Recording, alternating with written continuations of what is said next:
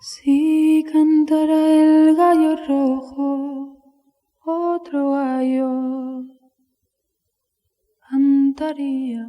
Hola, soy Fernando Berlín, el director de La Cafetera. ¿Por qué tu apoyo es importante para que sobreviva este programa?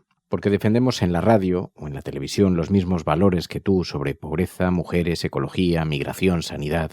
Y gracias a ti, a tu contribución, a tu apoyo, estos temas se cuelan en la información. Y sobre todo porque sin tu ayuda, sin tu aportación, este programa no puede sobrevivir. Así que hazte suscriptor y únete a la familia de los mecenas de La Cafetera. radiocable.com/mecenas. Gracias. La Cafetera. Dirige Fernando Berlín. ¿Quieres un café? En el programa La Cafetera de Radio Cable. La ha entrevistado Fernando Berlín en La Cafetera. Esta mañana en La Cafetera de Radio Cable. Porque con las cosas que había dicho, que yo le oí la grabación del programa de Fernando Berlín. Honestly, it changed something in me. I feel even stronger. I believed in God, but I feel much more strongly about it. Something happened. So, thank you. Yo no necesito compañeros de viaje para defender nuestro interés nacional. Lo haremos como corresponda. Poco a poco la situación va evolucionando y vamos tomando decisiones al respecto. Pero yo no necesito compañeros de viaje de ninguna índole en este caminar. Aprecio sí los mensajes de solidaridad que muchos han tenido hacia Panamá. Lo aprecio sin ambaje. Gracias. Pero hasta allí. ¿Y la agenda panameña la toma solamente la agenda Panamá? ¿No la está dictando los Estados Unidos? Es una falta de respeto que usted me diga eso en la presidencia de la República, ¿vio? La política internacional la dirijo yo por Constitución y el presidente de la República de Panamá soy yo, para que le quede claro. Y entonces la cocaína es ilegal porque la hacen en América Latina, no porque sea más mala que el whisky.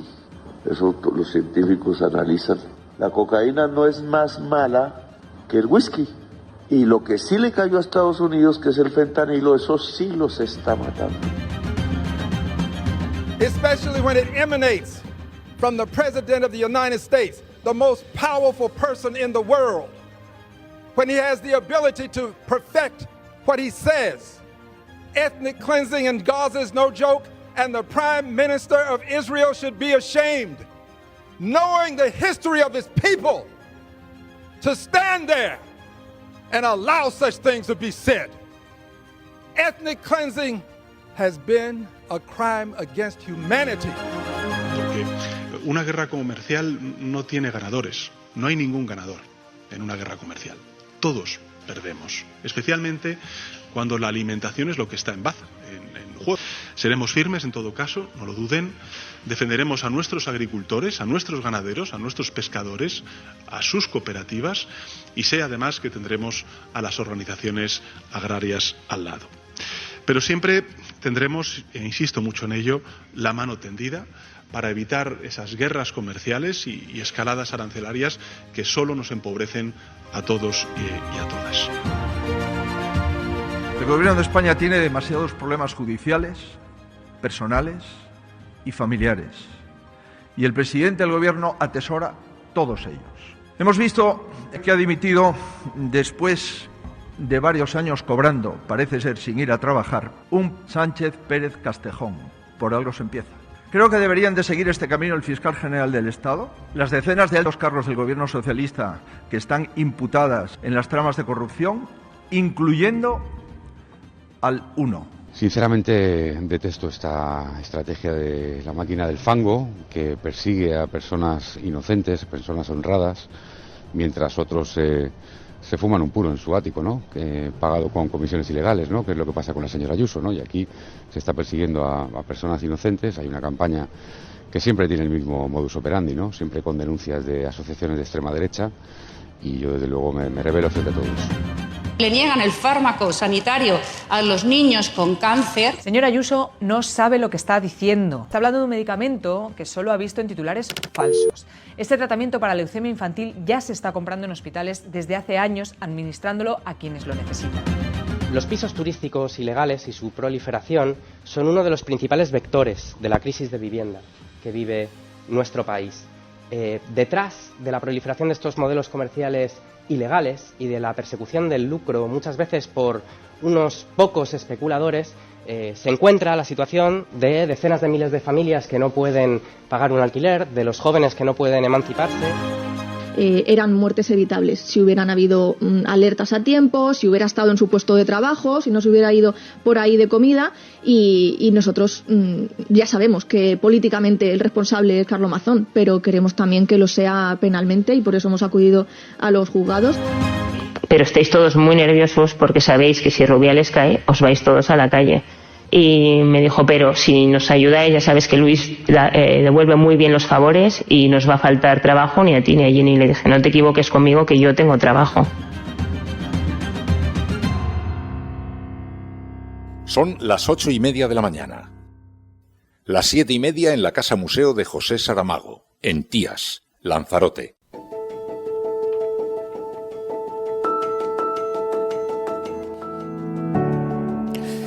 Pues ya está el aroma de la taza por toda la habitación. Yo espero que cuando comienza la cafetera hagáis el ejercicio. Claro, muchos lo escucháis en otras horas, tampoco os vais a tomar un café a las 4 de la mañana, pero hagáis el ejercicio, la mayor parte de vosotros, de tener una taza de café en las manos para poder saborear el aroma del café junto a las portadas de los periódicos y los comentarios de actualidad, que es el objeto con el que nació este programa. Además, los viernes sabéis que es un programa un poco especial porque lo producimos a lo largo de la semana, dado que a esta hora, cuando estéis escuchando esto, si lo estáis haciendo en directo, yo estaré en alguna tertulia en televisión, de manera que pues parte dejamos grabado durante la semana y otra parte se graba a muy primera hora de la mañana. Aquí son las 6:30 aproximadamente, apenas no ha salido ni siquiera el sol, apenas se distingue luz en las calles, todavía la ciudad no ha despertado y se encuentra un Fernando Berlín como en los primeros tiempos, sentado en el estudio en pijama con las luces muy tenues, porque además cuando me siento por la mañana me gusta que esté el estudio a media luz. Luego ya cuando empezamos a emitir, si es entre semana y emitimos con vídeo, ya la cosa cambia. Pero así, con las luces tenues, sentado con todas las portadas de los periódicos abiertos, con todos los dilemas que esta mañana se dirimen en la prensa, abiertos delante para que podamos comentar la actualidad y resumir un poquito cómo ha sido la semana de la cafetera. Bueno, tenemos por delante unos minutos y además vamos a hablar hoy de dos cosas apasionantes. Para empezar, vamos a hablar en películas sobre el 47. Es una historia fabulosa contada en la Barcelona de los años 70, una movilización ciudadana en los barrios periféricos que ayudó a que llegara el autobús, pero no solamente eso, en sus reivindicaciones, cómo se organizaron aquellas personas que venían de Extremadura, de Andalucía, de Galicia, que se fueron concentrando en la periferia de Barcelona, que construyeron con sus propias manos sus viviendas y que fueron reclamando servicios públicos en aquella época del tardofranquismo en nuestro país, y con sus reivindicaciones consiguieron, entre otras cosas, pues la llegada del autobús. La movilización ciudadana, la movilización vecinal, hablaremos de esta peli, es extraordinaria, y ahora que tanto se está hablando de los premios Goya, pues es un momento fabuloso para hacerlo. Luego, en libros, hoy vamos a hacer un ejercicio interesante. Vamos a hablar con Guillermo Espotorno. Ha publicado Hombre Rojo con Bigote. Guillermo Espotorno es oyente de La Cafetera, es un buen amigo desde la infancia y además con él vamos a tener la oportunidad no solamente de hablar de una novela, vamos a tener la oportunidad de hablar de cómo es el proceso de autoedición a través de Internet, porque se la ha autoeditado él con las herramientas que facilita Amazon. Esto no le gusta mucho a las editoriales, pero la posibilidad de un montón de gente para autoeditarse libros que puedes comprar físicamente en papel y que te imprimen uno a uno cuando lo compras y en 2 días lo tienes en casa realizado, producido. Bueno, pues le vamos a preguntar cómo es el proceso, qué se requiere, qué complicaciones tiene y que nos lo detalle un poquito, por si alguna vez ha pensado en la posibilidad de editarse un libro y nunca ha dado ese paso, pues que nos explique un poquito. Así que tenemos muchas cosas de las que hablar. Y luego en videojuegos, vamos a hablar con Iker Martínez, oyente de La Cafetera también, de uno de los temas que me obsesionan. Iker es oyente y ha oído cómo yo insistía en que hay que probar las gafas de realidad virtual y se compró unas. Y entonces se ha lanzado al universo de la realidad virtual, así que por fin podré hablar legítimamente con alguien sobre las gafas sin daros yo el pestiño. Así que hablaremos con Iker en un ratito. Y luego el resumen de prensa internacional, el de nacional y todo. Bueno, esta semana está coleando en las portadas ese proyecto, ese plan anunciado por Donald Trump. El ejército israelí ya está preparando ese plan de salida para los gazatíes. Se hacen con el plan que anunció Donald Trump y lo hacen suyo. Sabéis que Donald Trump había dicho que los gazatíes tienen que abandonar la zona, instalarse en otros lugares, si es que acceden otros países a acoger a más de 1 millón de personas, y para la reconstrucción. Dice Trump que Israel cedería la franja de Gaza a Estados Unidos después de esa deportación masiva, y la mayor parte de los países le han dado la espalda. Álvarez, incluso desde España, que se ha alejado de la tibieza de la Unión Europea, ha dicho que la tierra de los palestinos gazatíes es Gaza, y además es que eso quebrantaría completamente la norma internacional. ¿Qué es eso de expulsiones colectivas? Es una limpieza étnica en toda regla. Un anuncio de Donald Trump que no ha sido acogido por ningún país del mundo, salvo por Israel, cuya extrema derecha ha abierto los brazos, no se ha visto en otra. Y bueno, hay lío. En Estados Unidos, fijaos cómo será, estábamos escuchando en el resumen de sonidos, en Estados Unidos hemos visto cómo incluso acusan a Trump de esta amenaza de limpieza étnica y piden un impeachment contra el presidente del gobierno.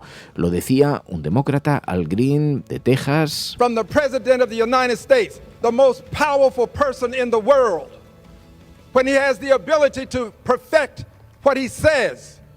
Ethnic cleansing in Gaza is no joke, and the Prime Minister of Israel should be ashamed, knowing the history of his people, to stand there and allow such things to be said.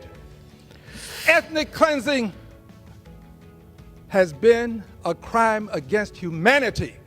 Y claro, decía, es que la limpieza étnica es un crimen contra la humanidad, que la persona más poderosa del mundo, el presidente de Estados Unidos, proponga públicamente esto sin pestañear.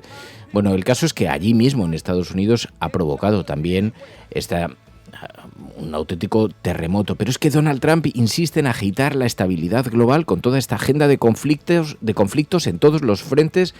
Bueno, ha puesto patas arriba todo, hasta el canal de Panamá. Sabéis que sugirió que Estados Unidos tenía que recuperar el control del canal de Panamá, la región, y anunció por sorpresa hace unas horas que el canal de Panamá había aceptado que los buques de Estados Unidos no paguen tarifas en la vía por pasar por allí. Lo dijo el Departamento de Estado de Estados Unidos. Bueno, hasta el presidente de Panamá ha tenido que salir públicamente diciendo que no es cierto y que además la agenda no la manejan los Estados Unidos. A mí me sorprende muchísimo el comunicado del Departamento de Estado de ayer, porque están haciendo comunicado importante, institucional, de la entidad que rige la política exterior de los Estados Unidos bajo el presidente de los Estados Unidos en función de una falsedad. Y eso es intolerable. Simple y sencillamente intolerable. Y hoy Panamá plantea a través de ustedes y al mundo mi rechazo absoluto a que sigamos explorando la vía de manejar la relación bilateral sobre la base de mentiras y falsedades. Se revuelven como trasfondo. Estados Unidos quiere imponer superioridad en el acceso de sus barcos en el canal de Panamá, porque Donald Trump considera que tiene el predominio, las empresas chinas tienen predominio, se están instalando silenciosamente en la región y, bueno, en defensa de sus intereses ha lanzado esta provocación que, insisto, ha llevado hasta incluso el presidente de Panamá a salir negando esa posibilidad, la posibilidad de que los barcos de Estados Unidos pasen por allí gratis. Bueno, mientras tanto también otras polémicas que ha desatado. Las de los aranceles comerciales. Se está imponiendo aranceles comerciales a un montón de países, que luego por lo menos lanza la iniciativa, aunque luego de marcha atrás, pero eso ha alcanzado la polémica incluso a nuestro país, porque se espera también una política arancelaria similar lanzada contra la Unión Europea y contra España. Pedro Sánchez respondía ayer a esas amenazas de Donald Trump. Los que más sufren las consecuencias siempre son los más vulnerables, los más expuestos, aquellos que tienen menos recursos económicos, aquellos y aquellas para los que el aumento de los precios supone un golpe absolutamente devastador en su economía familiar. Frente a ello, yo creo que la unión hace la fuerza y ahora más que nunca Europa, la Unión Europea, debe mostrar esa unidad para responder a cualquier eventualidad. Y eso es sin duda la posición que defiende el Gobierno de España. Pues el Gobierno de España se defenderá, decía el presidente, responderá a esas amenazas con sus propias políticas comerciales, con su propia estrategia, pero sí hay preocupación por cómo pudieran afectar esos impuestos, esos aranceles, si en el caso de que Donald Trump decidiera seguir adelante. Pero es que está agitando todo el tablero. Fijaos en lo que está ocurriendo en Estados Unidos. Hoy es portada en el periódico El País. 2 estados de Estados Unidos están debatiendo recompensas por delatar a inmigrantes. Hay legisladores de 2 estados republicanos que han propuesto pagar recompensas de $1.000 a quienes denuncien a extranjeros en situación irregular. Esto es en Mississippi. La propuesta se frenó en el Consejo Legislativo, pero en Missouri sigue el trámite. Y el proyecto prevé también la cadena perpetua por invasión ilegal. Así que han llevado el racismo en estas deportaciones masivas a límites nunca vistos en un Estados Unidos que se ha entregado con los brazos abiertos a la xenofobia. Es absolutamente tremendo. Buenos días, cafetera.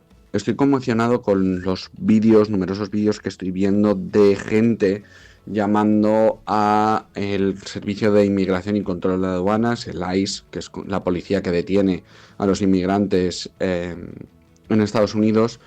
Esto es muy grave porque los ciudadanos están señalando a sus vecinos para satisfacer su odio.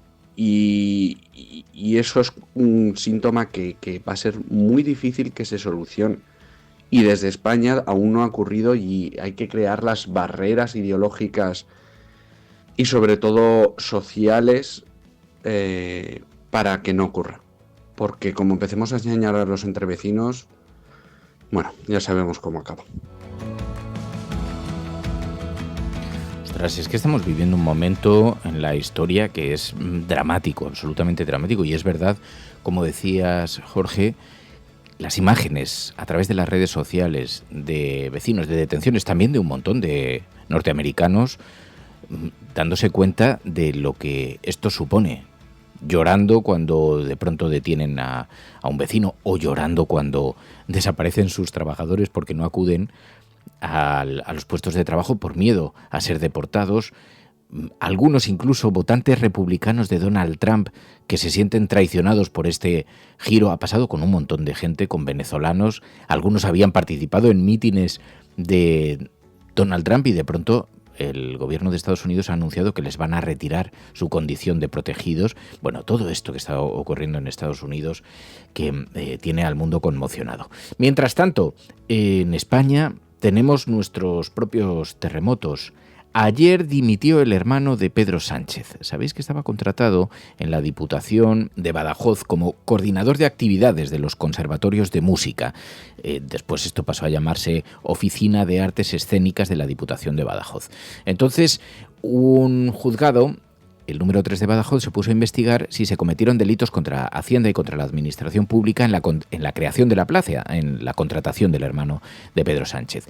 Claro, fue por una denuncia que presentó Manos Limpias, a la que más tarde se unieron Vox y PP. Desde el Gobierno, desde el Partido Socialista, insisten en que todo esto forma parte de la campaña de acoso contra el presidente de Gobierno y su entorno familiar, mientras desde la justicia están investigando por la aparente innecesariedad de sus funciones. Decía la juez en el auto que la creación de este puesto parece que estaba creado directamente para el hermano del presidente del gobierno. Ha dimitido, ha presentado su dimisión, dice que la presión es muy alta y que el debate público pues le está perjudicando, aunque esto no va a cambiar el recorrido judicial que tiene. Esta mañana lo señalan precisamente algunos periódicos, el periódico La Razón. La renuncia de David Sánchez no allana su situación judicial, dice el periódico La Razón. A efectos penales es irrelevante su adiós al cargo, que la Diputación anuncia que sacará a concurso de nuevo. Pero es verdad que todo esto es una gran polémica. Si hubo nepotismo, si le contrataron por ser el hermano de Sánchez, bien dimitido está. Porque es verdad que hemos visto los interrogatorios ante la juez, las respuestas fueron muy vagas, no recordaba nada de su entrevista de trabajo, incluso le preguntaban, ¿pero solicitó en algún momento poder teletrabajar? Porque no estaba físicamente en el despacho, y él decía que no, que él nunca solicitó teletrabajar. Sin embargo, aparecieron algunos emails en donde sí lo había pedido, no sabía ni siquiera dónde se ubicaba materialmente la oficina, y bueno, si hubo nepotismo en la contratación, pues bien dimitido está. Lo que pasa es que es interesante conocer algunos detalles en torno a la contratación del hermano de Pedro Sánchez. Fue contratado en julio de 2017, en julio. Pedro Sánchez no era presidente de gobierno. Pedro Sánchez, de hecho, llevaba un mes como secretario general del partido, como secretario general del PSOE. Se había enfrentado a Susana Díaz y a Pachi López. Y ganó. ¿Os acordáis cuando ganó la votación de la militancia? Pero un mes después de volver a la Secretaría General, su hermano fue contratado en esa Diputación de Badajoz como coordinador de la oficina de actividades de los conservatorios de música de la Diputación de Badajoz. Claro, es un puesto muy bien pagado y llama mucho la atención, pero resulta bastante llamativa que el PSOE de Extremadura, en bloque, allí donde se le contrata, en realidad apoyó a la secretaria general de los socialistas andaluces, a Susana Díaz, como líder del partido. Nunca apoyó a Pedro Sánchez.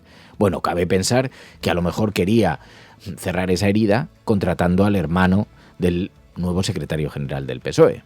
Para que no os perdáis, Pedro Sánchez estaba recién llegado. Y las personas que contratan a su hermano ni siquiera le apoyaban. Un mes es una herida demasiado abierta. Bueno, se puede pensar que sí, que hubo nepotismo por reconstruir los puentes. Es posible. Pero la trayectoria del hermano de Pedro Sánchez también es interesante conocerla. Fue director artístico del Teatro Mijalovsky de San Petersburgo. Pasó varios años entre España y Rusia. El currículum es absolutamente alucinante más allá de este trabajo en la Diputación. Estudió en Estados Unidos, después estudió en ICADE, pero como le gustaba la música clásica, se fue al Conservatorio Estatal de San Petersburgo, donde se formó.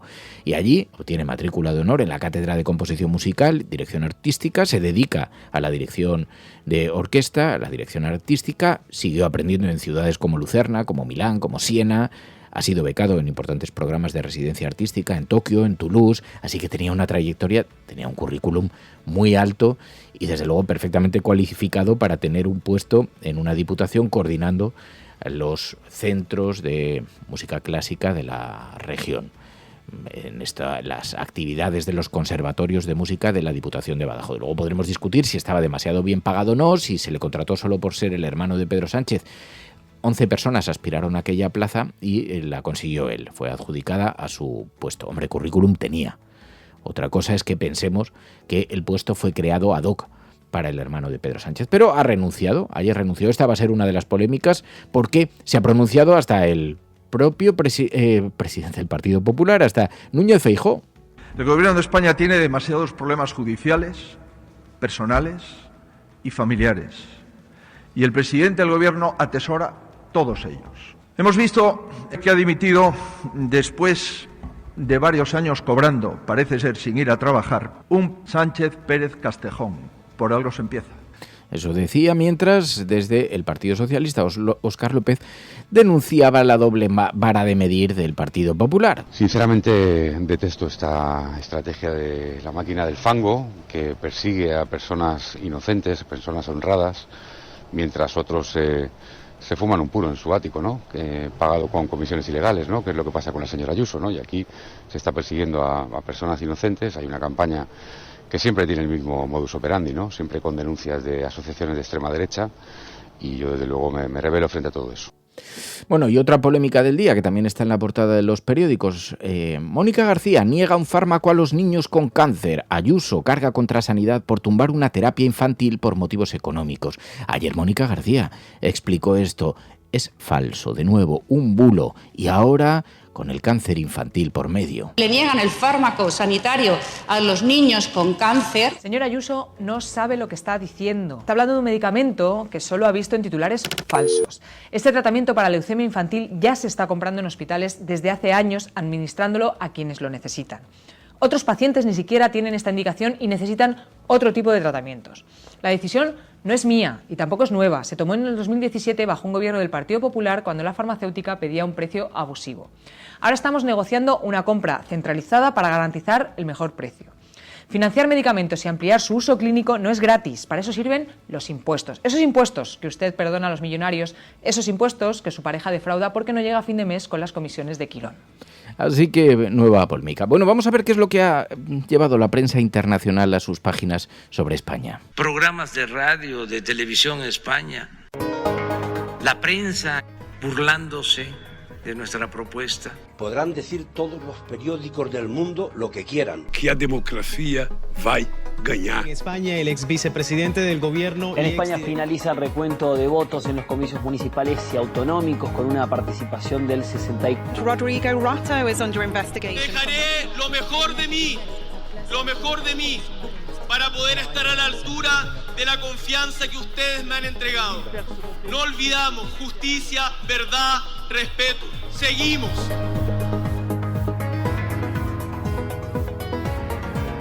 Pues sabéis que en La Cafetera abrimos también un capítulo aquí cada semana para hablar de información internacional, de la manera en la que España ha proyectado su imagen en el exterior a través de la prensa extranjera. Lo hacemos con Pilar de la Peña. Pilar de la Peña, buenos días. Hola, buenos días. En una semana en la que hemos visto cómo la luz verde del gobierno para reducir la jornada laboral aquí en España ha tenido repercusión fuera. Pues ha tenido bastante eco también. La verdad es que pues hay numerosos medios relacionados un poco con los ambientes más económicos, como Bloomberg, Reuters o Fortune, pero también otros como Le Figaro, RTL. Es decir, ha tenido bastante, incluso en algún medio chino he encontrado referencias, así que sí que es un asunto que ha llamado la atención. Es verdad que todos los medios que lo ponen de relieve y se hacen eco de ella explican que es un acuerdo del gobierno que tiene pendiente el trámite de pasar por el Congreso, donde el gobierno de España no tiene mayoría y tiene que llegar a acuerdos, con lo cual advierten de que esta reducción de jornada todavía no es segura porque tiene que pasar este trámite parlamentario. Pero lo que ponen de relieve es un poquito esto, ¿no? Como el gobierno español, que además recuerdan que ha tenido en las últimas semanas ha tenido un importante refuerzo en cuanto a los datos macroeconómicos, pues sigue, digamos, avanzando en conquistas para los trabajadores, y en este sentido, pues el hecho de que haya aprobado una reducción de la jornada laboral de 40 a 37 horas y media, que es el dato que citan, pues explican que es un avance más, ¿no? También ponen de relieve que ha sido después de una larga negociación en el gobierno. Destacan que era el proyecto un poco bandera de Sumar, del socio minoritario del gobierno, y que le ha llevado casi un año convencer al PSOE y, digamos, recabar los apoyos suficientes. Y explican, pues hay bastantes medios que destacan. Fortune, por ejemplo, habla de cómo es un proyecto para intentar modernizar el país e impulsar la productividad. Algunos otros medios internacionales pues también resaltan que es una nueva conquista laboral. Bloomberg, por ejemplo, la agencia estadounidense, insiste en que es una manera también de buscar de mejorar la conciliación de los trabajadores, aunque el artículo de Bloomberg también ironiza un poquito y dice que el mensaje del gobierno, a pesar de los buenos datos económicos, parece que es hasta cierto punto que se trabaje algo menos que de lo que se venía haciendo, y decía que podía incluso reforzar algunos de los estereotipos que hay sobre la vida en el Mediterráneo, pero en general son muchísimos los medios que se han hecho eco de ello. Medios franceses como Le Figaro también ponen de relieve el papel de Yolanda Díaz y cómo lo ha destacado como un día histórico y como una conquista muy significativa para los trabajadores, y ponen de relieve que de nuevo el gobierno español pues ha llevado a cabo este avance laboral. Ya te digo que en las últimas semanas se ha vuelto a poner de relieve todos, digamos, la política económica y la política también laboral del gobierno. La semana pasada se hacía eco de la subida del salario mínimo interprofesional, y en general pues esta reducción de jornada ha sido bastante bien recibida, aunque también hay que insistir, ¿no? Todos los medios la ponen un poquito como pendiente. Quizá todavía no ha suscitado el impacto que podría tener, porque advierten que tiene previsto el trámite, la aprobación en el Parlamento, y que eso es un trámite que todavía no está garantizado.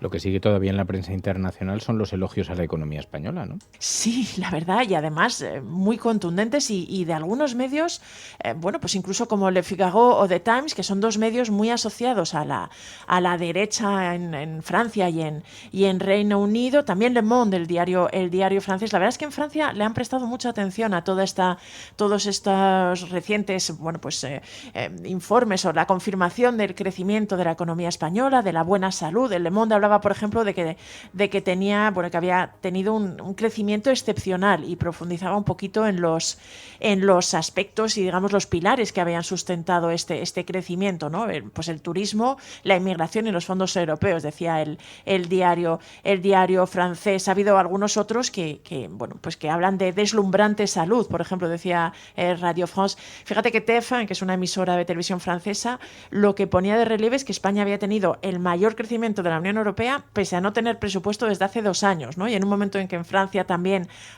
tienen una inestabilidad parlamentaria en la que no están muy acostumbradas, pues les ha llamado la atención. Y luego esta idea de que se han como redimido. Había otro medio francés, Le Telegram, que recordaba cómo España, pero también Portugal y Grecia habían sido objeto de burlas durante varios años, y sin embargo ahora habían protagonizado esta especie de remontada y estaban dando en cierta forma lecciones.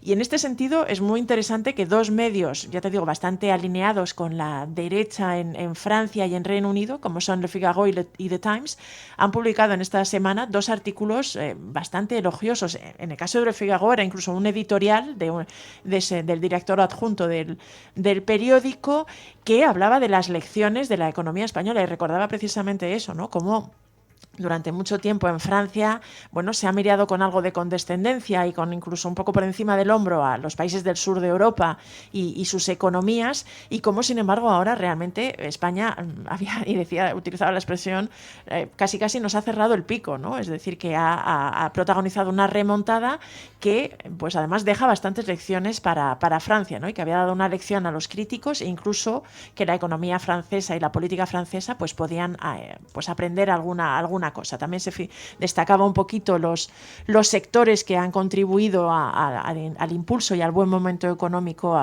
y que en 2024 verán crecimiento del 3,2%, pues se menciona mucho el turismo.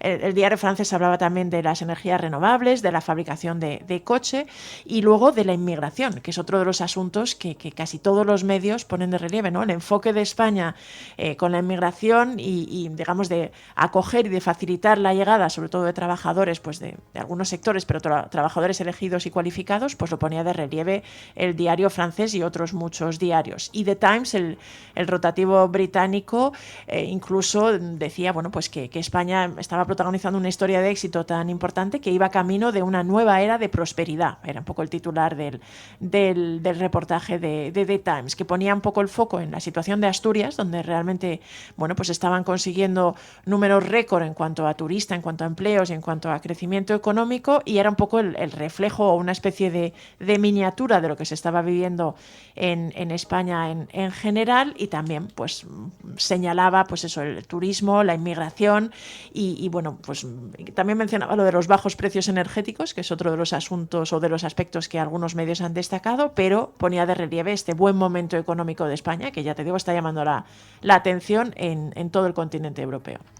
Oye, el juicio a Rubiales y también el testimonio de Jenny Hermoso, que ha tenido mucho eco en la prensa global.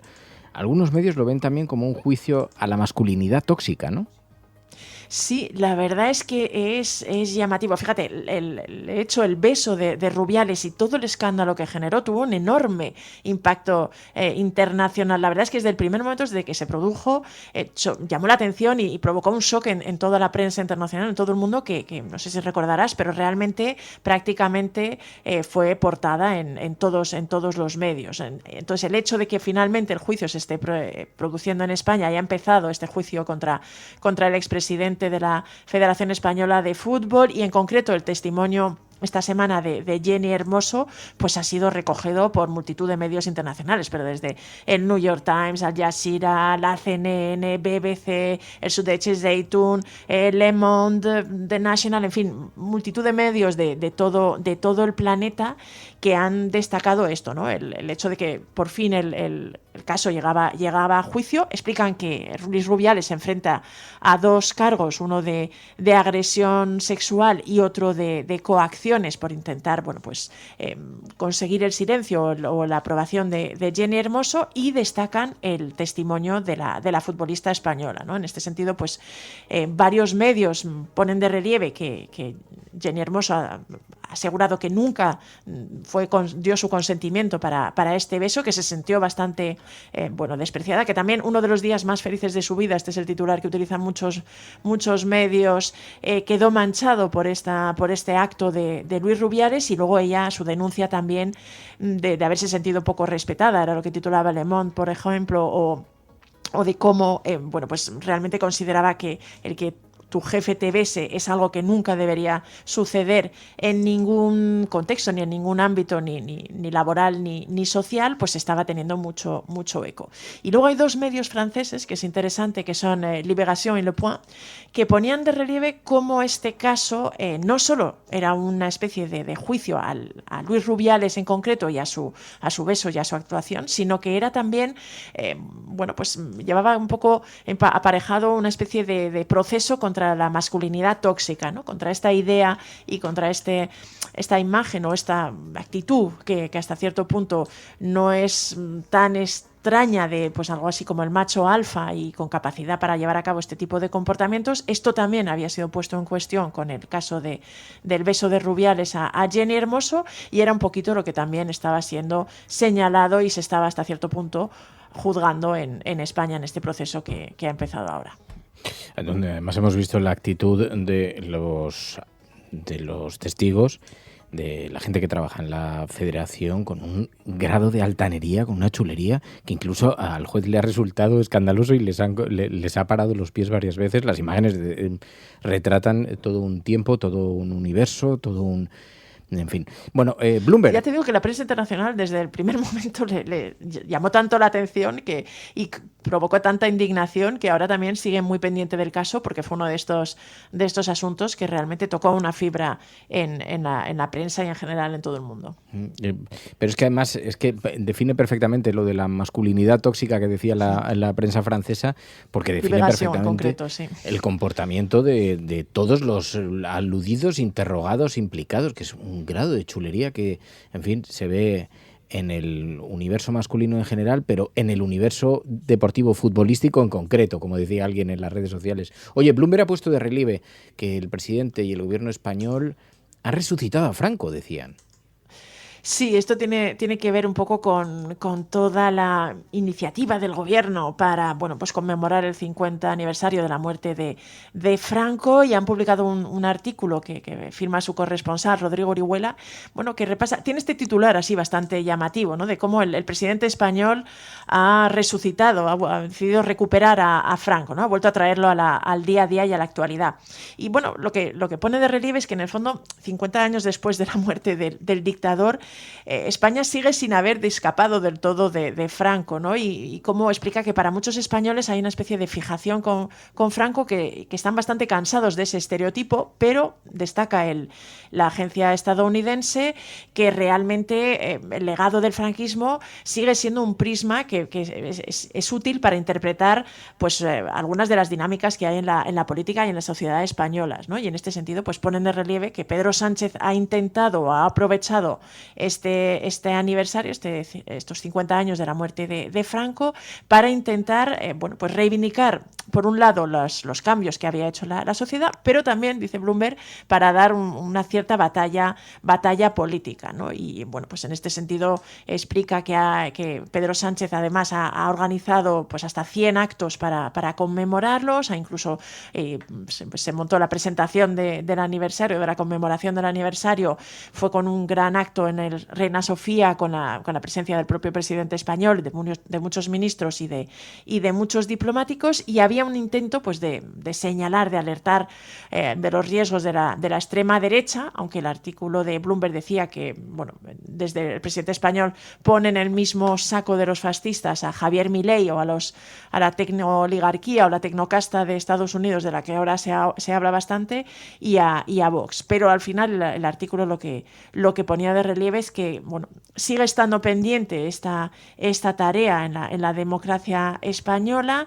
Explicaba que además en los últimos tiempos, Vox, el partido de extrema derecha, había crecido, había tenido un importante incremento de apoyo, se había convertido en la tercera fuerza política y, pues hablaba de que hasta ahora se había mostrado, no había defendido abiertamente a Franco, pero sí se había sentido cómodo con la dictadura y en algunos aspectos incluso había abogado por volver a tiempos preconstitucionales, en concreto en cuanto al poder autonómico. Así que analizaba y repasaba un poquito todo este ambiente y no dejaba de lado la polémica que este aniversario, que esta conmemoración también había suscitado y cómo para algunos incluso podía en el fondo servir para dar más relevancia a la extrema derecha. Pero el tema de los 50 años de la muerte de Franco sigue siendo un asunto que suscita la atención de los medios internacionales.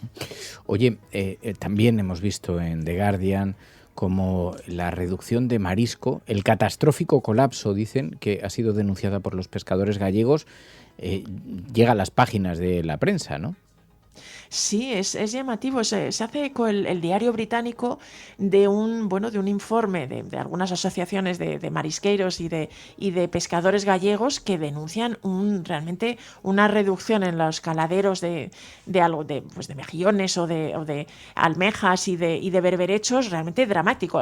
Se titula así, ¿no? El catastrófico colapso de algunos de estos moluscos que se está viviendo en Galicia. Recuerdan que Galicia es el principal caladero de algunos de estos mariscos de concha, en concreto de mejillones. Además, Galicia, junto con China, es prácticamente el principal productor de mejillones del mundo y, pues tenía una riqueza en sus aguas bastante importante. Pero, ahí hay un informe que ha revelado que en algunos casos se han reducido un 90% algunas de los caladeros, por ejemplo, en las almejas en el 80% o en los berberechos también. Y, que hay una gran preocupación por parte de todos los pescadores y de los marisqueros gallegos que han denunciado esto. Da un poquito las cifras y los datos de cómo ha ido cayendo poco a poco y una especie de llamada de socorro por parte de todos estos trabajadores que dependen de estos recursos para su subsistencia y que realmente señalan que no saben qué hacer, ¿no? El artículo también habla de cómo se señala que, por un lado, el calentamiento global, la crisis climática, puede explicar una parte de esta reducción de caladeros, también la contaminación, y en este sentido mencionan algunos de los proyectos que están contaminando algunas de las rías. La ría de Arousa, por ejemplo, mencionan específicamente, por ejemplo, el proyecto de la papelera de Altri, junto con otras plantas depuradoras que estarían contaminando las aguas, y realmente lo que ponen de relieve es que esta zona de Galicia pues se enfrenta a una situación muy complicada y están pues un poquito lanzando una alerta y una llamada de socorro casi. Pues la prensa internacional, la manera en la que observan a España a través de estas páginas, con Pilar de la Peña. Pilar de la Peña, gracias. Gracias a la Resistencia, siempre.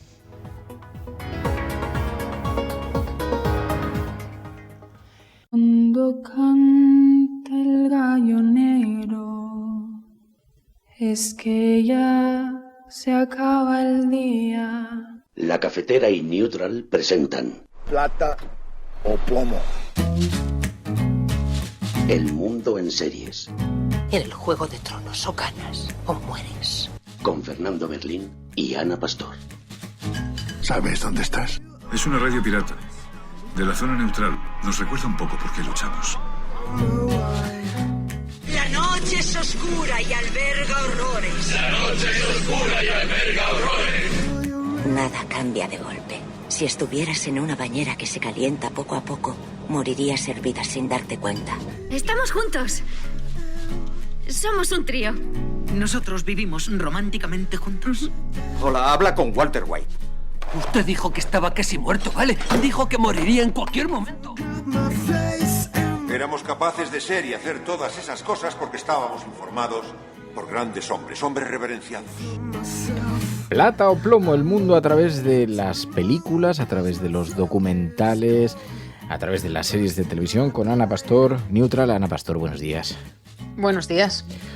Fíjate que cuando rozamos la época de los Goya, me pasa igual con los Oscars, descubro un montón de películas que no había visto cuando me dijiste, oye, tienes que ver de las películas tan citadas en estos días, El 47, que yo no la había visto, había oído hablar un montón, pero la he visto después de que me lo dijeras. La verdad es que es una película formidable. Pues mira, yo también la he visto casi tarde, ¿no? Desde que se estrenó en cines y la verdad es que me ha parecido increíble. Creo que es una recomendación de las que no hay duda que hay que hacer. Y luego además, o sea, es que creo que es perfecta en muchos sentidos. Tengo la sensación de que se puede casi oler la humedad de esas casas. He aprendido alguna cosa y he revivido en mi memoria alguna otra. Y quien no la haya visto todavía tiene que ver esta historia épico cotidiana, no sé si llamarlo así, de un barrio de Barcelona, Torre Baró, que existe y que existe todavía, de hecho, que se creó en los años 60, 50 y tantos, y una historia maravillosa de gente decente y luchadora. Sí, los suburbios, la gente que llegaba de todos los lugares de España a la Barcelona industrial, se instalaban en barrios periféricos y cómo aparece el movimiento vecinal que en aquellos años, claro, llega a años 70 hasta el año 78, transforma completamente Barcelona. La historia es la historia de un acto, de un movimiento vecinal, dicen en la sinopsis, de disidencia pacífica, que se organizan los vecinos para conseguir servicios públicos, entre otras cosas la llegada del autobús 47, para conseguir servicios públicos en una zona que estaba totalmente abandonada de la mano de Dios, que estaban completamente abandonados. Pero es una gran historia de movilización de vecinos, que es cómo se construyó buena parte de las ciudades en este país. Sí, mira, es como tú decías, el peregrinaje y la migración, ¿no?, de todas esas personas de Extremadura y de Andalucía que terminaron en Cataluña en busca de una oportunidad y que, bueno, empiezan a construir sus propias casas con sus propias manos en barrios de Barcelona que todavía no eran ni barrios. ¿Por qué yo decía antes que había aprendido cosas? Yo no sabía que había una ley, que es el arranque de la peli, y que decía, durante la dictadura, que tú podías construir una casa si cuando amanecía el techo estaba puesto. No nos quieren aquí. Pero estas parcelas son nuestras. Las compramos con nuestro dinero. No nos van a echar. No nos vamos a ir nunca de aquí. Construimos una vez y lo volveremos a hacer. Pero no vamos a hacer cada uno su casa. Vamos a hacer entre todos cada noche una sola casa. Y cuando salga el sol tendremos una casa techada. Y una casa techada es un tesoro. No la puede echar abajo. Sí. Entonces es increíble porque tú ves llegar a los grises, a esa zona con esos vecinos y intentando levantar sus propias casas, y como no esté puesto el techo perfecto, techo de aluminio sin más, se las tiran, entonces tienen que empezar otra vez y empezar otra vez. Y cómo ese barrio finalmente se construye y evoluciona a un barrio sin servicios de ningún tipo, ¿no? Y por supuesto sin servicios de transporte y subir y bajar andando hasta para coger agua cuando ya España entra incluso en democracia, ¿no? Y bueno, me parece que es una historia muy de nuestro país, pero por esa parte un poco más desconocida. Seguramente mucha gente que es de fuera de Cataluña no conocía, ¿no?, esa manera de construir los suburbios, esos barrios, y que está increíblemente contada a través del conductor del autobús, que es Manolo Vital, que es de los primeros que construye ahí y que empuja y lidera un poco al resto de vecinos de una manera como muy sindicalista, pero a la vez muy, no sé cómo decirlo, muy como de padre, ¿no? Un poco les guía como un padre. Sí, bueno, como un auténtico líder vecinal. Pero claro, ver cómo se construyó esa Barcelona después del 1 de octubre, después del conflicto independentista, pero ver cómo se construye desde todos los lugares, desde todas las procedencias de España, gente que salía de Andalucía, que se trasladaba hasta allí, que instalaba, comenzaba una nueva vida y se incorporaba a esa sociedad. He visto en las críticas de los diferentes periódicos, le acusaban de ser un poco amable en el retrato de la dictadura. Yo creo que más bien al contrario, hace En primer lugar, porque fija el objetivo en un asunto muy concreto, que es la construcción vecinal, de la movilización, de la capacidad de organización, de la reivindicación para conseguir servicios públicos y de una España que se estaba levantando y que miraba, sí, a la dictadura, cuando no de forma complaciente, salvo aquellos, no sé, personas que estaban movilizadas políticamente, pero si no, convivían con aquello porque no les quedaba otra. Pero sí, es un cine de denuncia. Y decía en el periódico de Cataluña, de denuncia amable y eficaz, pero es un cine de denuncia, es una buena película. Yo creo que está muy bien retratada la atmósfera de esos días. Bueno, y habla mucho de esa dicotomía que había entre gente decente y honesta y los grises, iba a decir un taco, pero bueno, los palmeros, digamos, del poder de entonces, cómo maltrataban a la gente de estos barrios porque llevaban una porra en la mano y consideraban que eso les daba autoridad. Lo que daba era miedo, pero no tenían autoridad ni respeto. ¿No? Hay una escena que a mí me gusta por cómo está resuelta también, y es la evolución del personaje de la hija, ¿no? De la actriz Zoe Bonafonte, que es maravillosa, la hija de Eduard Fernández en la serie, y de Clara Segura. Y bueno, pues ella se va a hacer una pintada y entonces los grises la traen y el padre se cabrea porque no quiere que a ella le pase nada, ¿no? Probablemente cuando dicen que es demasiado amable se refieren a eso. Claro, es que el padre no quiere que a su hija la hagan pasar por nada y le dice, cariño, yo sé lo que esta gente es capaz de hacer a la gente que es como nosotros, gente pobre o gente de clase trabajadora. A mí sí me gusta, me parece que además es, pues sí, es cine de denuncia social. Marcel Barrena, el director, casi siempre hace estas apuestas. Aquí hemos hablado de Mediterráneo, que es la historia de Open Arms, de Oscar, ¿te acuerdas, no? Que se iba al cine. Hace también 100 metros, que es una historia de esclerosis múltiple, y por supuesto el 47, con un casting de locos, Eduard Fernández, Clara Segura, Salva Reina, la hija Zoe Bonafuente, y una pequeña historia, que no sé si te has fijado, un pequeño guiño, en ese autobús que él cada día recorre Barcelona ciudad y que van subiendo personas, vecinos que son de otros barrios, de barrios mejores, y que ya establece una conexión con él, con el conductor. Hay un pequeño personaje, que se llama, el actor es Carlos Cuevas, que hace de un chico que está empezando en el Ayuntamiento de Barcelona cuando empieza la transición, y dicen que es Pascual Maragall. Però no arriba l'autobús al seu barri? No. I què hi fa la gent? Jo caminant. Pujar caminant, baixar caminant, una pollada així. Anar a treballar caminant, anar a l'escola caminant... En fi. Doncs suposo que hauria de fer una assemblea al seu barri i després anar al districte, llavors parlar amb transports metropolitans, que és qui ho gestiona. Tot això ja ho he fet. I anar. Es un pequeño guiño a quien fue luego alcalde de Barcelona, y muchas más cosas. Pero sí, sale, digamos que le han querido hacer un pequeño guiño a esa historia también dentro de la movilización y de quienes empezaban a entrar a las instituciones con cargos, bueno, no eran ni cargos, y luego se convirtieron en políticos fundamentales de la historia de España y de Cataluña. Claro.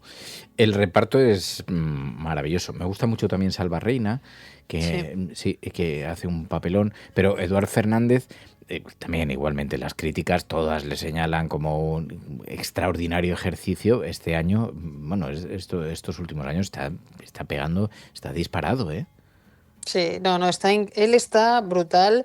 Yo creo que la peli es conmovedora. Yo antes decía que era capaz de oler la humedad de esa casa, ¿no? De esa mancha que empieza a salir en una de las paredes y no son capaces de contener porque es imposible. Pero le ha pasado en Marco también, que Marco hace un papel tremendo, de una historia que tú bien conoces y que también hemos comentado aquí. Y luego sabes que además él es el padre de Greta Fernández, que es también actriz y que juntos han hecho una peli que a mí me gustó también mucho, que es La hija de un ladrón, y que es de hace como 4 o 5 años. Bueno, no sé, yo creo que Eduard Fernández en lo que se refiere a sus papeles está siempre insuperable. Luego de repente aparece el 47 y lo hace todavía mejor, pero bueno. La historia de este acto de disidencia pacífica del movimiento vecinal que transformó Barcelona en los años 70, en el año 78, que cambió la imagen de los suburbios. Un conductor de autobús que se adueñaba del bus de la línea 47 para desmontar la mentira del ayuntamiento que repetían para no poner una línea, que los autobuses no podían subir las cuestas de ese distrito, y ese acto de rebeldía pues sirvió de catalizador para el cambio, decían los directores de la película. La verdad es que es una película fabulosa, dirigida por Marcel Barrena, y luego también en el marco de los Goya siempre descubrimos un montón de pelis. ¿Has echado un vistazo a todas las pelis que se han reseñado? Bueno, vamos a ver, solo te digo una cosa, no sé qué pelis se han reseñado, pero tenemos que comentar sí o sí, ya te voy a poner deberes, 2 cosas. Una, la sustancia. Estoy en shock. ¿Sí? Porque estoy en shock. Has visto que tiene... Sí, pero tiene críticas desiguales. Hay de todo. Hay gente que la ama y gente que hay no. que verla. Da igual, la comentaremos. Hay que verla. Yo estoy en shock. Esa es una. Y otra, que es una serie de solo 6 capítulos sobre... a ver, ¿cómo se llama? America Primal, que es no sé cómo lo han llamado en el oeste, érase una vez el oeste, una cosa así, que es cómo se establecieron en Estados Unidos los mormones en el oeste, y es una peli del oeste, pero es una serie muy buena. También quiero que la comentemos. Te pongo deberes. Vale, pues me lo apunto. Pues el 47, Ana Pastor, Neutral, gracias, muchísimas gracias, como siempre. Gracias.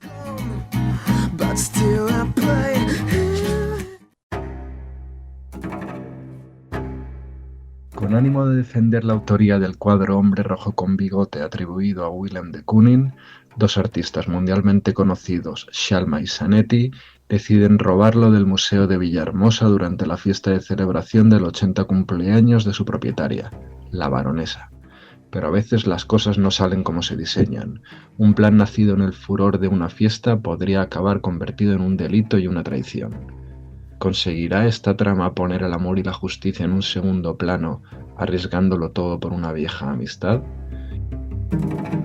Estás escuchando La Cafetera. Hoy vamos a hacer un ejercicio diferente en nuestra biblioteca de La Cafetera, aprovechando el lanzamiento de una novela de Hombre Rojo con Bigote, de Guillermo Espotorno, que podéis encontrar a través de Amazon.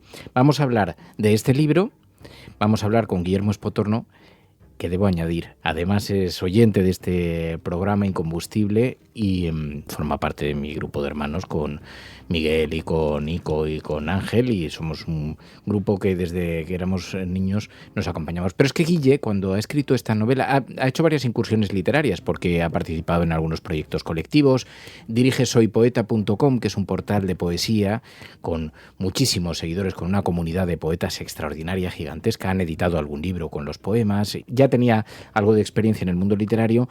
Es una persona que disfruta del mundo del arte, de los museos, de los libros, muy culta, a la que le gusta mucho vivir la vida cultural en París, donde ha vivido, aquí en Madrid, y se ha autoeditado esta novela. Así que vamos a aprovechar para hablar de Hombre Rojo con Bigote, que es una historia apasionante, es un thriller en la atmósfera del universo de los museos, del mundo de los museos, del arte, de la cultura, pero también es un thriller, un cuadro robado, que nos llevará a Madrid, a París, con intriga, con arte, con pasión en esta historia que va saltando por diferentes lugares hasta el auge del expresionismo abstracto americano en el Nueva York de la posguerra. Guillermo Espotorno publica esta novela y vamos a aprovechar para hablar aquí en La Cafetera de cómo autopublicar, de cómo autoeditarse un libro. Sé que esto no le va a gustar mucho a las editoriales, que tenemos muchos oyentes que forman parte del universo editorial, pero es una oportunidad que no tiene todo el mundo, el de publicar a través de una editorial, y que sin embargo te permite crear un libro tú mismo, ponerlo a disposición de la gente, dárselo a conocer a tus amigos con un link y poder venderlo y poder ver este sueño que es siempre publicar un libro. Hablamos con Guillermo Espotorno Ginera. Hombre Rojo con Bigote, robo en el Museo de Villahermosa. La Cafetera no es solamente un programa de radio. La Cafetera es tu compañía. Si valoras el rato que pasamos juntos, apóyala. radiocable.com/mecenas. Guillermo Espotorno, buenos días. Hola, buenos días. Oye, yo creo que habíamos hablado alguna vez en La Cafetera, ¿no? Sí, estuviste una vez hablando de soypoeta.com. Yo he estado 3 veces en La Cafetera. Ajá. Podría haber estado muchas más, pero he estado 3. Pocas son. Así que no sé si darte las gracias o echarte la bronca. Pocas, sí, no, más bien lo segundo.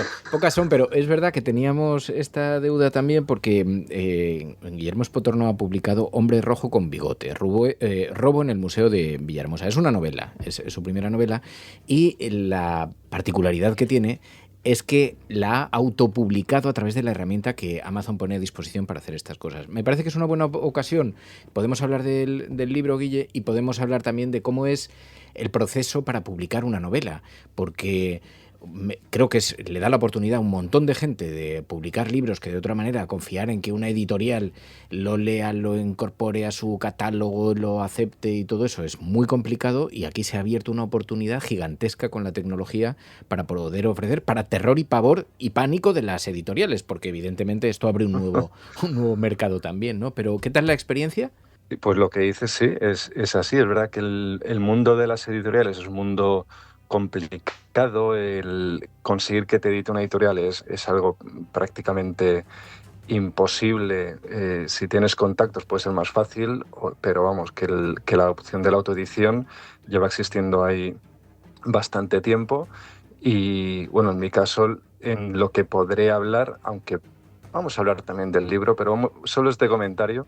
Lo he hecho con Amazon Books, que ahora podemos explicar cómo funciona, aunque sé que hay muchas otras, no, ni mucho menos que más de publicidad de Amazon.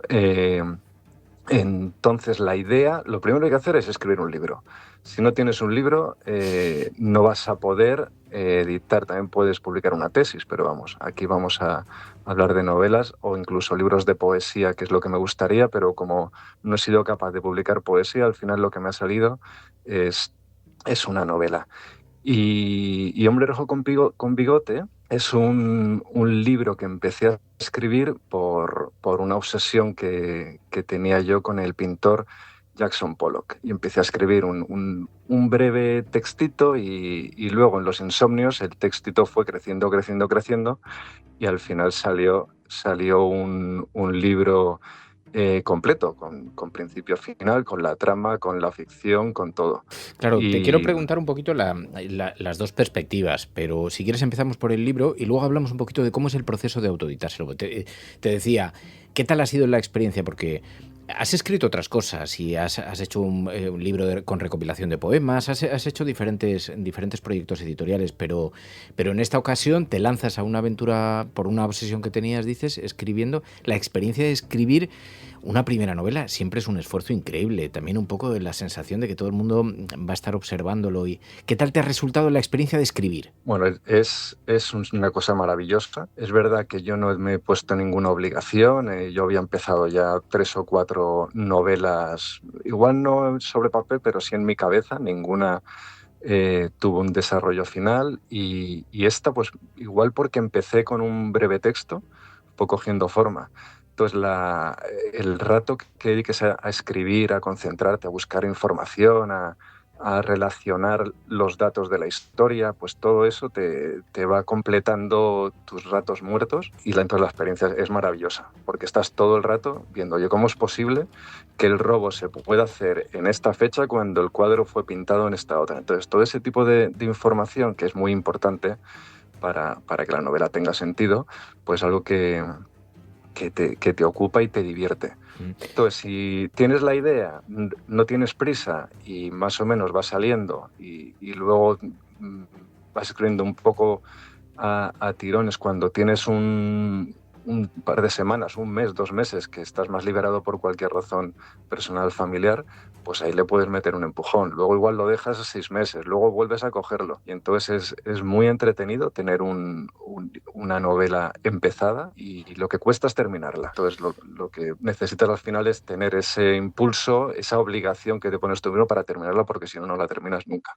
Claro, esto, por eso te decía, me parece muy interesante esto que dices. No vas con el calendario en contra, no batallas contra el calendario, que muchas veces cuando firmas con una editorial tienes un calendario, tienes que terminarlo, pero esto no solo le da la oportunidad a cualquiera de poder publicarse un libro, que es un proyecto muy ambicioso, que por algo se compara con tener un hijo. O sea, escribir un libro es un ejercicio que es largo, que requiere de una constancia extraordinaria, pero es verdad que es una ventaja no tener que luchar contra el tiempo porque te lo puedes autoeditar. Oye, entonces si tuvieras que hacer una sinopsis, más o menos entrando en la historia, de Hombre Rojo con Bigote, si tuvieras que hacer una sinopsis, ¿cómo describirías el libro? Bueno, este es un libro que primero que está situado entre Madrid y París en la actualidad, en la época en la que se roba o se intenta robar o se habla del robo y la historia del robo del cuadro, y va saltando luego al Nueva York de la posguerra, cuando el cuadro fue pintado. Este cuadro, que es un cuadro que está en el Museo Thyssen, que se llama Hombre Rojo con Bigote, como el libro, está atribuido a Willem de Kooning. Pero en la historia hay un par de personajes, que además son personajes famosos, tienen la teoría de que ese cuadro realmente no fue pintado por Willem de Kooning. Entonces van tirando del hilo, van tirando también de su propia obsesión, y lo que les interesa es que la humanidad entienda que el cuadro fue pintado por la persona que ellos piensan que puede haber sido el autor. Entonces, bueno, a partir de ahí es la historia de estos personajes, cómo está el robo, cómo lo organizan, si sale o no sale, toda la trama alrededor con varios personajes. Por supuesto, hay tema de amor, hay tema de misterio, hay temas de viajes, se habla de la época del expresionismo abstracto americano cuando se pintó el cuadro. Entonces, bueno, es un salto entre varios momentos con distintas tramas y al final pues con un resultado que no vamos a desvelar. ¿Cuánto tiempo te llevó más o menos escribirlo? Pues lo he escrito en 2 años. 2 años. En 2 años, sí, ya te digo, con saltos importantes entre momentos que he podido dedicarle más o menos, pero desde que empecé hasta que lo terminé pasaron casi 2 años. He comprado 2 ejemplares, uno me lo he leído yo, me ha gustado mucho la atmósfera, cualquiera que le guste el universo del mundo del arte o que le gusten los cuadros, pero también es una suerte de thriller, intriga, arte, pasión, lo describías, y tiene mucho de eso, pero es verdad que la atmósfera a mí me ha gustado mucho, pero a mí me fascina también el proceso de creación. Y creo que además puede ser muy útil. He comprado 2 ejemplares. Uno de ellos lo vamos a sortear. La primera persona que se suscriba, en cuanto de aquí al próximo miércoles, se lleva el otro ejemplar. Para el primer suscriptor, al que estuviera esperando. Y es una novela que os va a gustar. Y siempre nos gusta además sortear novelas aquí, pues en la otra me la voy a quedar yo, Guille. Como esto, que me la tienes que dedicar, por cierto. Por supuesto. Y luego te quiero preguntar un poquito por el proceso, porque es verdad, autoeditarse un libro tiene complejidad, ¿o no? Es difícil, porque he visto que en Amazon tienes que dar como de alta una cuenta, pero en un espacio específico. ¿Es complicado el proceso? El proceso está muy bien detallado y puede ser más o menos complicado según el esfuerzo y los conocimientos que puedas tener del mundo digital. En verdad, Amazon te lo pone muy fácil, pero vamos, te digo que Amazon, y hay otras editores de autoedición que también en general el proceso es bastante sencillo. ¿Qué hay como en todas las editoriales de autoedición? Pues tienes una parte que puedes hacerlo tú todo, absolutamente todo, sin pagar nada, pero en un momento dado que te puedes quedar parado en el proceso, siempre ya puedes empezar a pagar y ellos te ayudan. Pero en mi caso, pues yo me he sabido manejar y no, la opción es ir al KDP, creo que es Kindle Publishing. Sí, Kindle Direct no Publishing. sé qué, sí. Direct Publishing, y entonces tienes 3 pantallas en las que vas pasando por los detalles del libro, qué tipo de tapa quieres, el color, cosas así. Luego los contenidos del libro, donde subes un PDF con el contenido, donde puedes diseñar con su herramienta también la portada. Pero tienes que tenerlo ya editado, o sea, cuando subes el PDF tienes que tenerlo todo maquetado para que cada página esté de una manera, ¿o te lo pagina la propia herramienta? Eso es lo más complicado, porque tú primero tienes que decidir el tamaño, el formato en el que lo quieres, cosa que cuando empiezas a escribir, digamos, en un Word normal, tú no has pensado en el formato. Entonces ya te vas a tu librería o tu biblioteca, empiezas a ver cómo te gustaría. Tamaño de letra y todo eso. Mides el libro, ves el tamaño de letra, entonces tú empiezas a hacerte una idea. Amazon tiene muchas plantillas, algunas estándar, que son las típicas y que recomiendo que se cojan porque ya las tienen prediseñadas, o creo que también puedes hacerlo el tamaño que tú quieras, pero bueno, el prediseñado son varios tamaños distintos, te ajustas al que ellos quieren y te bajas la plantilla y empiezas a rellenar la plantilla siguiendo las indicaciones que vienen ahí, pues lo típico, una página en blanco, una con los derechos, otra con otra en blanco, luego el título, no sé qué. La plantilla está bastante bien diseñada y tú ahí tienes que encajar digamos, tu libro en Word o empezar el libro directamente en esta plantilla, si lo tienes ya muy claro. Luego sí, tienes que dedicarle un buen tiempo a revisar que esté todo bien, no te digo solamente de faltas de ortografía, eso por supuesto, pero que encaje las cosas, que los capítulos empiecen donde tú quieres. Entonces esa parte lleva bastante tiempo, es un poco aburrida. Mi libro, que no es especialmente grande, ya me ha costado bastante, imagínate uno de 300 páginas, el sudor que te tiene que llevar, pero si sigues el modelo, por lo menos esa parte de la decisión de cómo hacerlo te lo tienen ya dado. El ISBN, por ejemplo, te lo dan ellos. Si tú no tienes un ISBN, lo clicas, el botón no tengo ISBN y te dan uno. Entonces ya directamente viene en el libro. Claro, esto es muy importante porque para publicar cualquier libro es necesario que tenga ese código que se llama ISBN, pero cada libro tiene uno. Es imprescindible tener un ISBN para poder venderlo. Claro. Si no, no podrías. Claro. Es un número internacional para dotar a cada libro de un código numérico que lo identifica. No es un número cualquiera, o sea, su propósito es identificar cada título o la edición de un título de un editor específico, y es un registro internacional. Bueno, pues en este caso la propia herramienta te da uno si no lo tienes, ¿no? Que normalmente se encargan de eso las editoriales ante el Ministerio de Cultura, pero en este caso pues lo resuelve Amazon con su sistema. En este caso es bastante sencillo.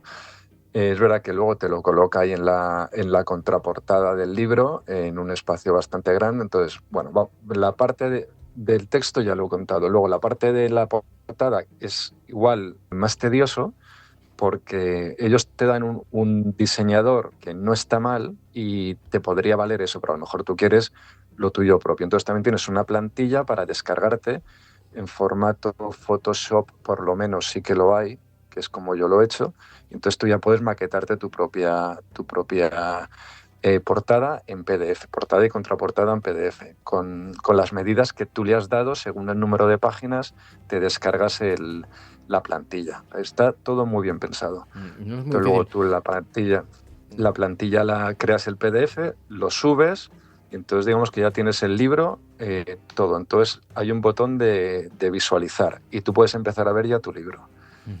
Se sube, claro. Una vez que crees que está bien, puedes pedir la prueba.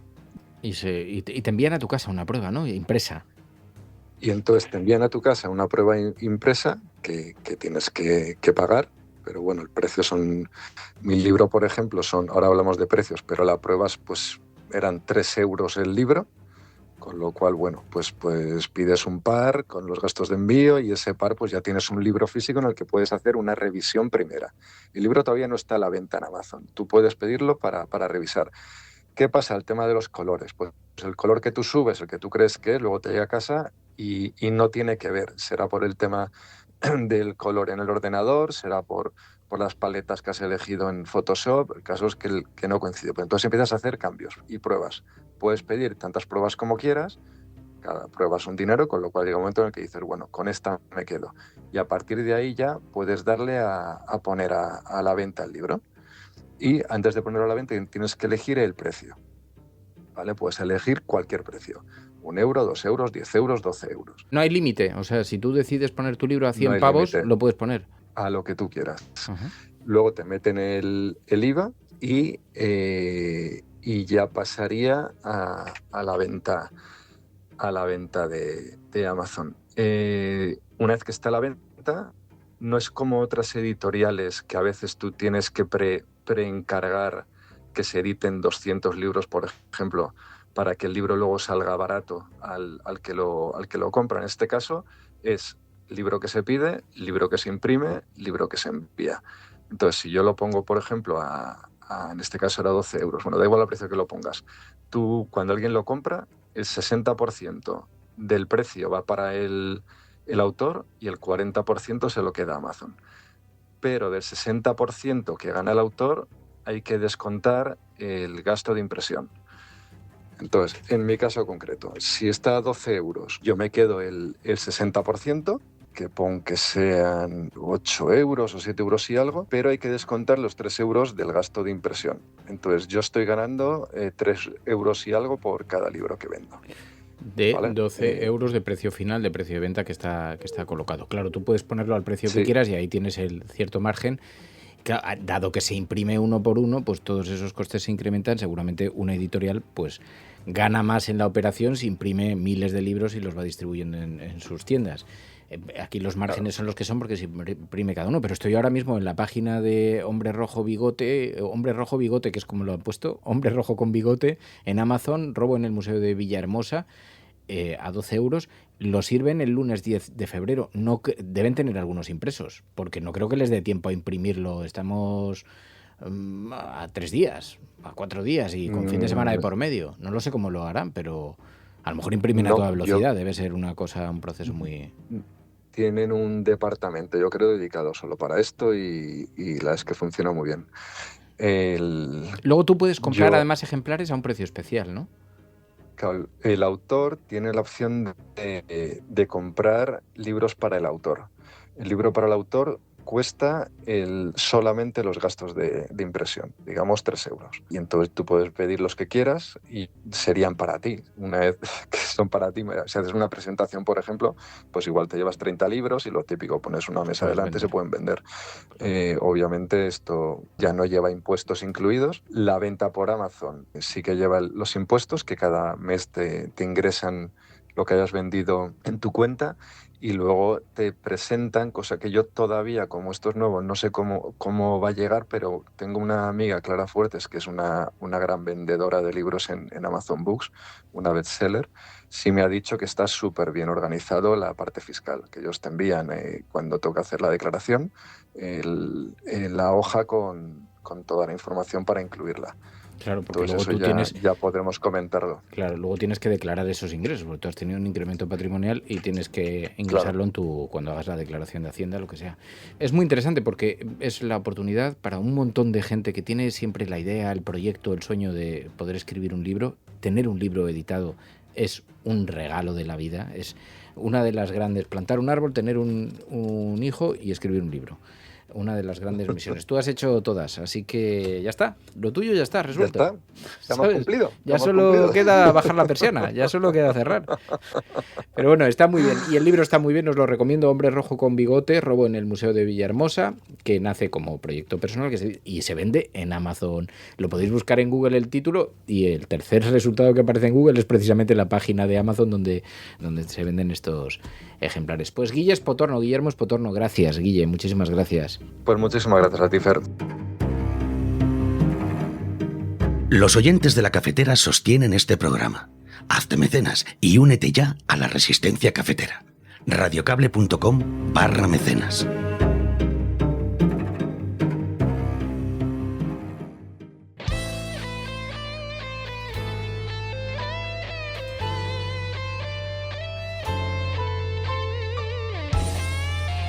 Put your hands up in the air.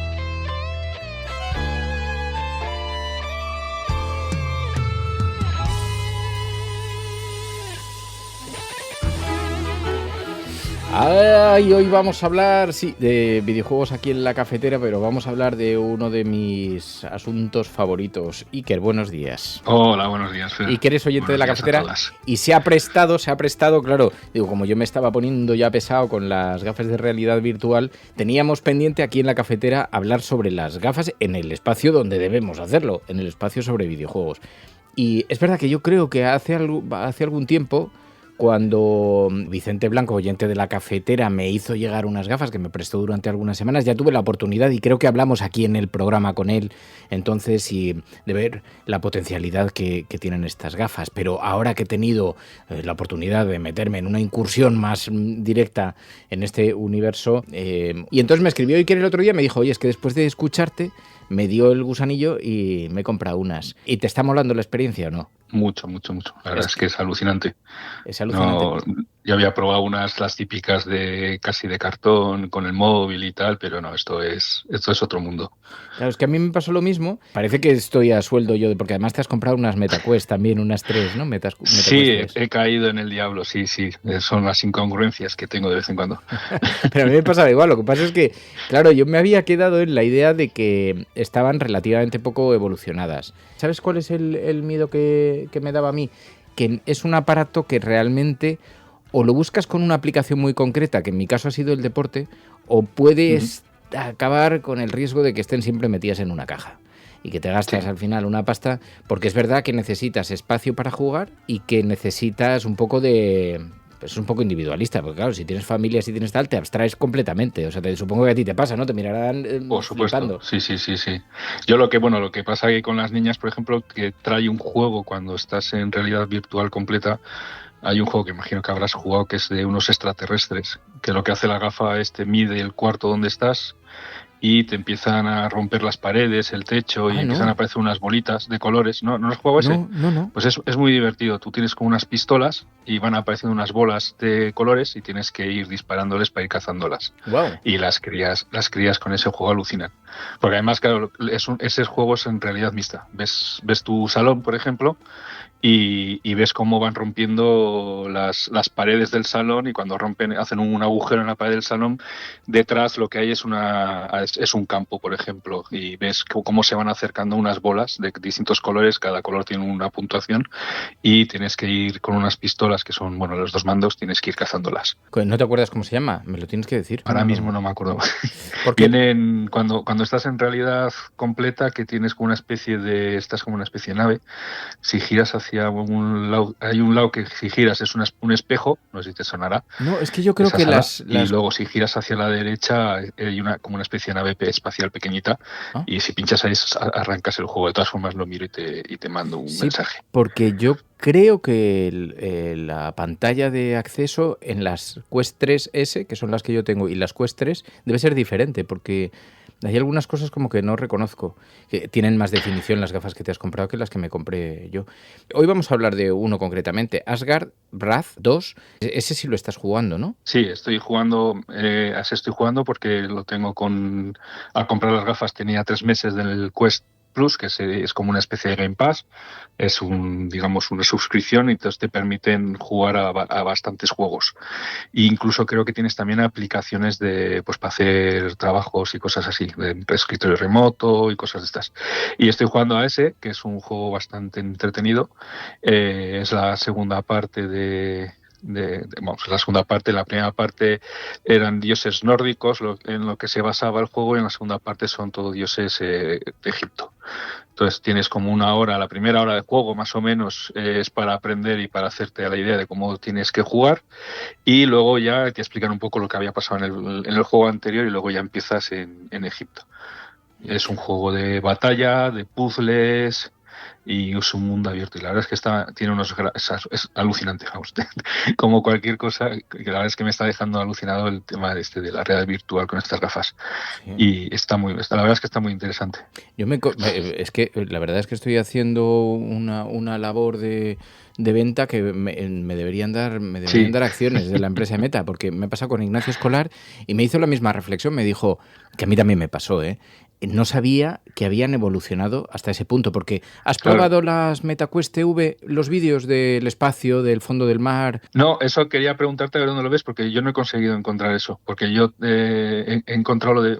Es que hay distintas aplicaciones para ver cine, para ver demás, pero claro, me las instalo, intento entrar pensando que igual es eso, y no son cosas que luego tienes que pagar. Una que es, claro, entiendo que como te pasa a ti con el juego este que te he comentado, entiendo que tampoco estoy yo yendo al punto correcto. Sí, o puede que incluso venga con aplicaciones diferentes instaladas las gafas, pero MetaQuest TV seguramente, vamos, no me cabe duda, porque además se supone que el modelo 3 es un modelo superior al 3S, y seguro que tienes acceso. Y entonces ahí tiene un catálogo, una colección de un montón de películas que fueron rodadas originalmente para IMAX, y entonces son en esférico, 360 grados algunas, o en 180 grados, en 3D, pero es alucinante. O sea, estás dando de comer a los tiburones, viendo a los tíos cómo dan de comer a los tiburones a tu alrededor, y es una verdadera flipada.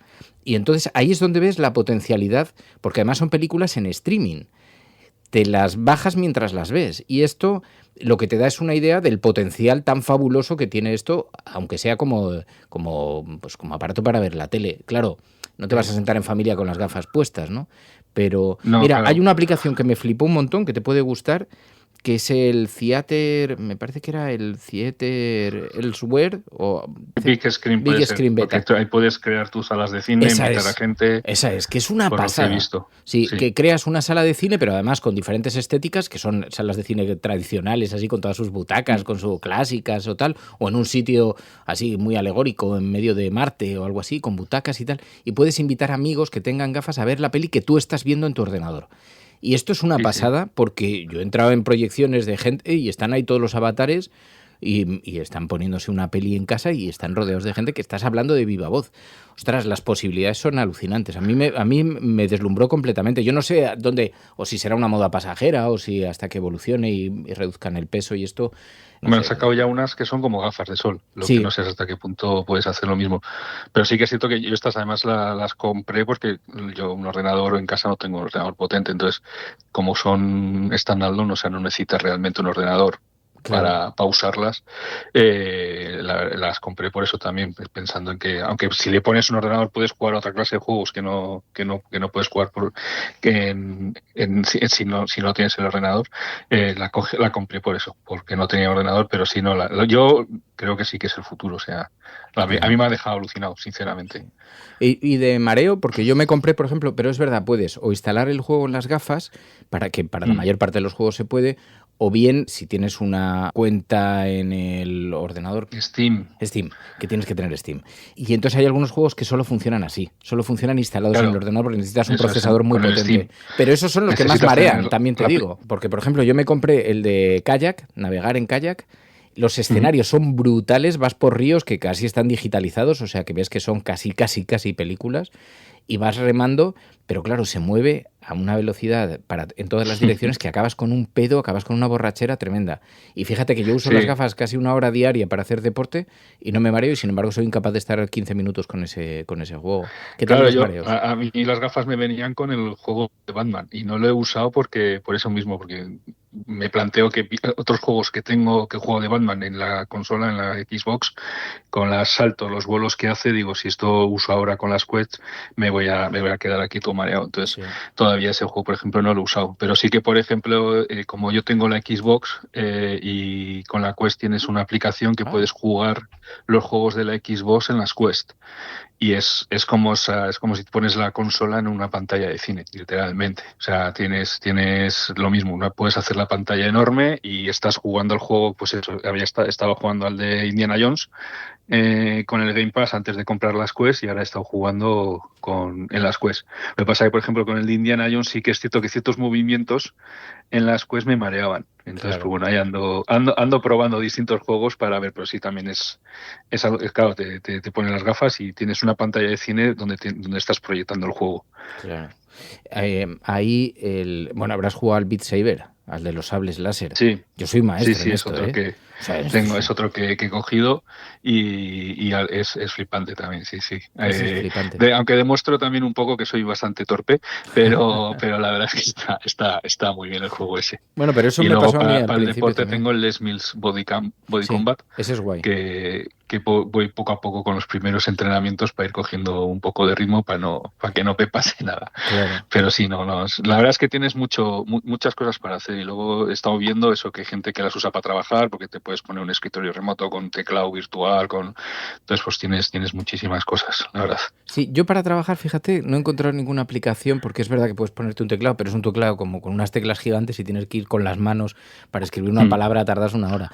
Pero y no le he sacado mucho partido, no le he dado mucha... Creo que tienes que tener también una aplicación en el ordenador, sí. Porque he estado leyendo, Sí, te puedo estar sí, mintiendo también, pero creo que tienes una aplicación en el ordenador y otra en la tablet, o sea, perdón, en la tablet, en las gafas.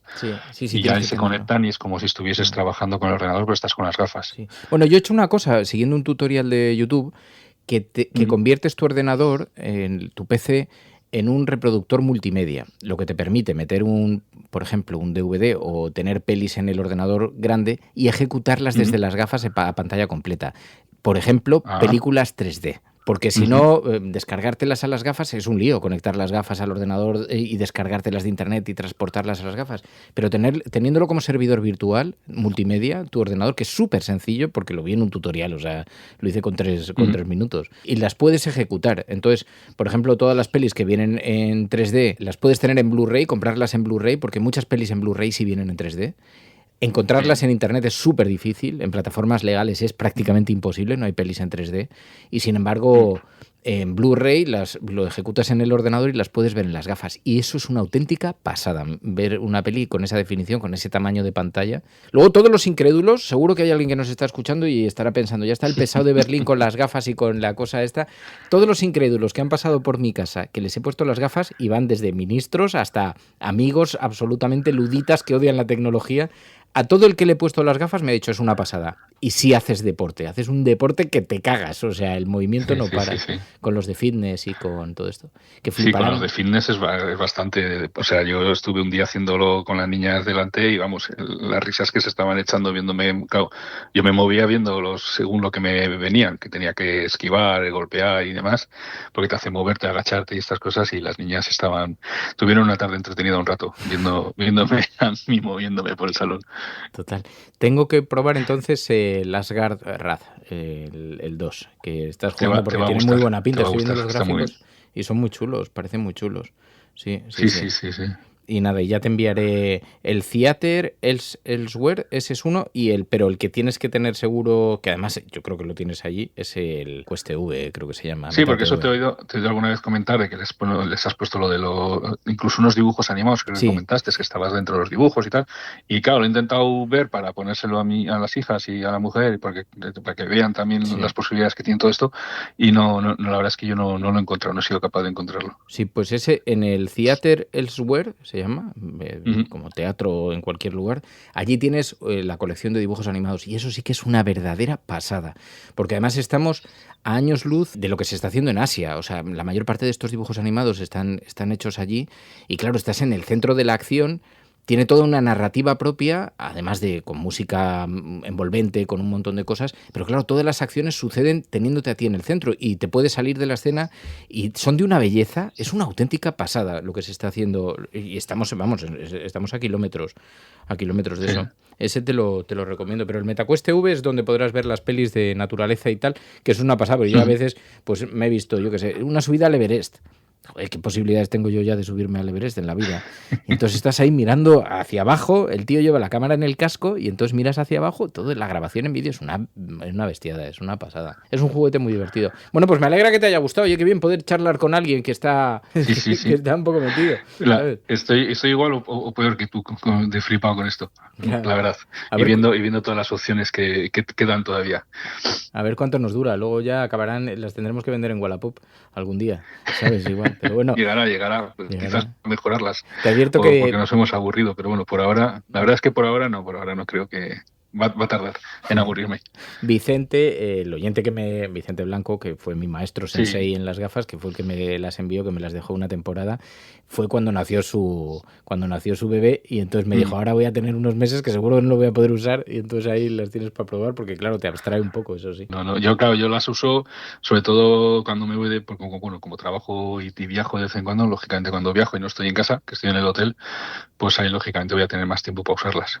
Cuando estás en casa, pues al final lo que dices, con las dos niñas, tener que hacer unas cosas u otras, pues al final también tienes que quitarle tiempo al dormir o a otras cosas para poder usarlas a gusto. Pues Iker Martínez, gracias, tío, muchas gracias, un abrazo muy fuerte. Nada, cuídate. Un placer, Fer. Un saludo para todos y a pasarlo bien.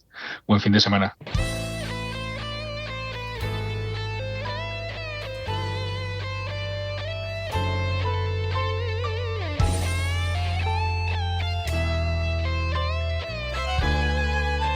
La cafetera no es solamente un programa de radio. La cafetera es tu compañía. Si valoras el rato que pasamos juntos, apóyala. radiocable.com/mecenas